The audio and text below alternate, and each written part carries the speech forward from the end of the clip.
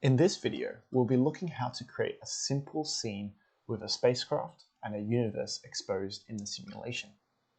To do this, we're going to start by creating a new level in our nominal editor. We can right-click in the content browser and select level. I'm going to call this test level. If we double-click on it, we can open up the level. I'm going to hit save for now. To open up the level blueprint, which is the code that runs when the level is executed, we're going to find the Blueprints tab at the top and select Open Level Blueprint. This is going to open up the level blueprint in a new window.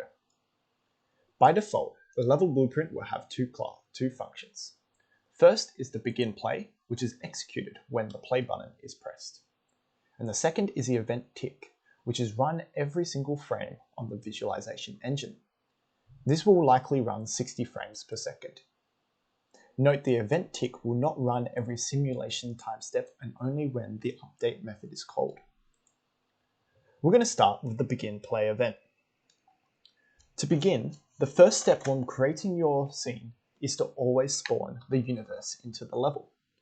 We can do this by dragging off the arrow and selecting Add Nominal Universe, which we can find here. There are a few different properties that we can see in the universe. The first is the spawn bodies, which allows us to spawn any kind of planet or solar system body inside the universe. By default, that's set to the Earth and the Moon. The universe will also spawn the Sun, so we don't have to worry about doing that ourselves. We can create the epoch, which is a date time, and this allows us to set what time the universe is currently at. I'm going to set this to the current month, 2021, the month being 10, and the day to be the 1st. We can also set the universe type between the standard model and a cesium model, which shows the cesium geospatial Earth in high quality, which we're going to select in this case. We can change the central body, which allows us to change what object is centralized in the SPICE system. The sky map, which I'm going to set to sky sphere stars, which just gives some stars to the sky. And we can also change the simulation speed, which I'm going to change to 10. This just speeds up the universe a little bit. Once the universe is created, the next step is we want to create our spacecraft. To do that, we are going to construct our spacecraft from a class, which you can find here, construct object from class. The class we're going to be using is the BSK Spacecraft Plus class. All spacecraft will inherit from this class, and any spacecraft that are created in blueprints can also be selected here. Every time we construct a new class, we have to make sure that the outer node is selected to some object. In most cases, we can use a reference to the self. These three inputs help to provide more information into the Spacecraft Plus. The integrator time step will provide information on how often to step through the integration. The eclipse message gives a message type for the eclipse object, and the attitude ref provides some information about how to change the attitude. For now, we're going to leave these as blank. Once we create the Spacecraft Plus, the first thing we have to do is initialize it, and this sets its orbital elements. So from the return value, we can drag out and find Initialize Spacecraft. It's going to connect it like so. We can then set all the properties of the spacecraft to initialize it to, such as the mass of the spacecraft in kilograms, the attitude, which is the current rotation of the spacecraft in radians, the attitude rate, which is the radians per second rate of rotation, the primary body, which is the body that it is currently orbiting, the altitude, which is the distance above the surface of the body that the satellite is orbiting, the orbit eccentricity, the orbit inclination, the orbit right angle ascension node, and the true anomaly of the orbit. I'm going to select some of these values to show you what they do. Put in 40 degrees in the inclination and 20 degrees in the true anomaly. Once we initialize it, we want to be able to visualize the spacecraft. The actual Spacecraft Plus object only sets the spacecraft in the simulation and not in the visualization engine. We can do this by adding in a spacecraft actor, which we can do by going add nom spacecraft actor.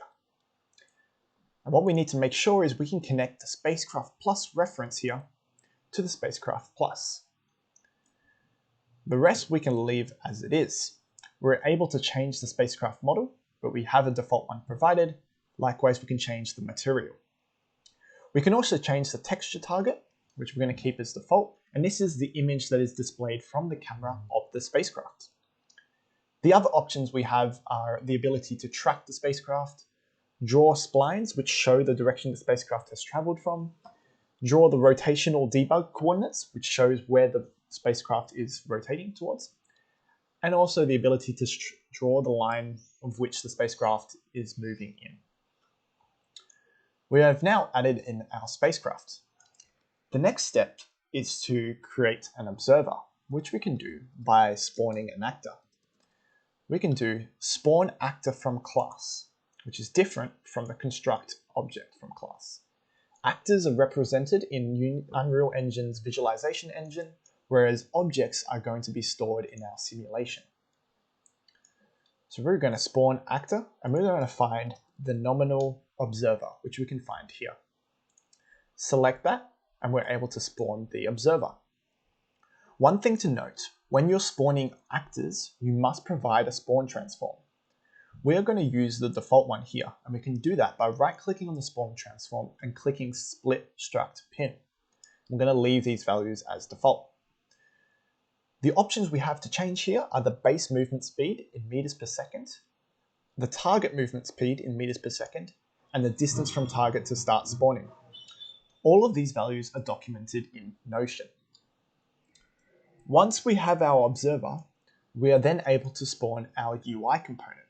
And our UI component is able to provide more information on top of the visualization that can help explain what's happening in the simulation. We can do this by creating another spawn actor. Spawn actor from class, and this time we are going to find UI components. Connect this up and split the struct bin here. The one option we have for the UI component is an issue text, and this is able to display custom messages on the bottom of the screen at all times for particular simulations. We're going to leave this blank for now.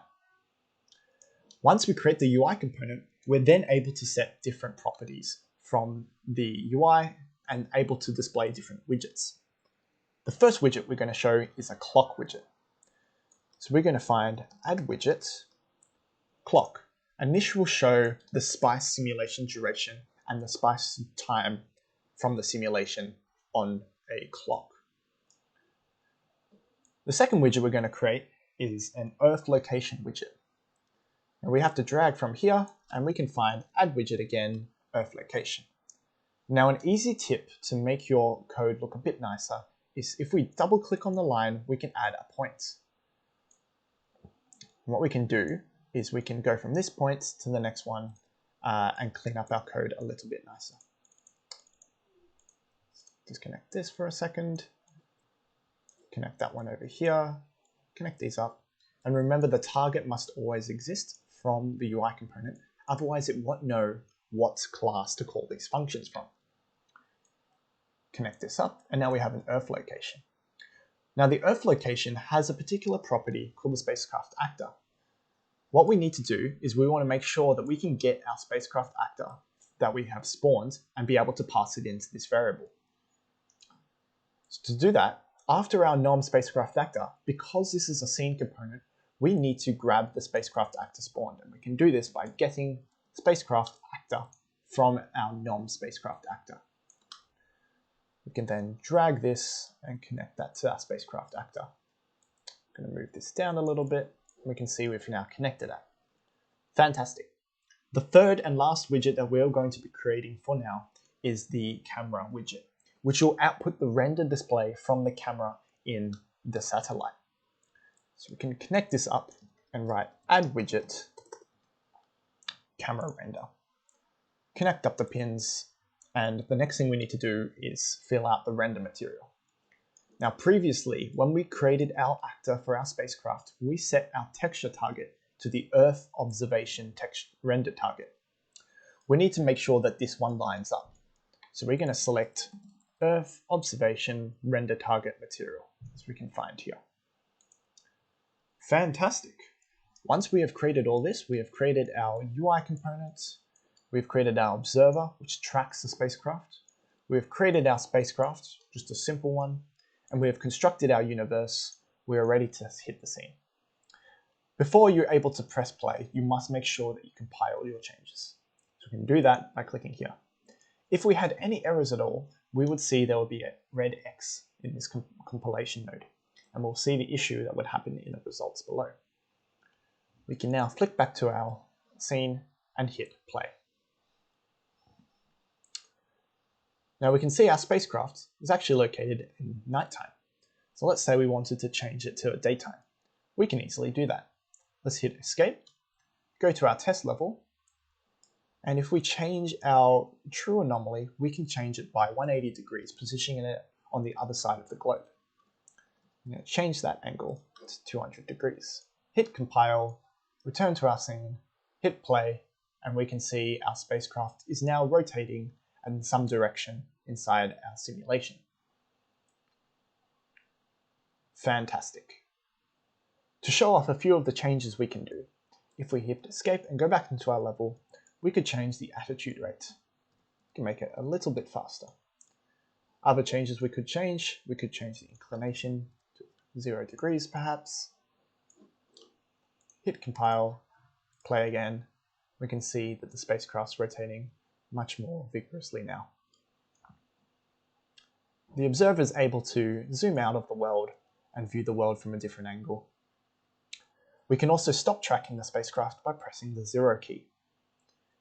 This allows us to zoom out at a much quicker rate and be able to visualize the entire universe with the observer.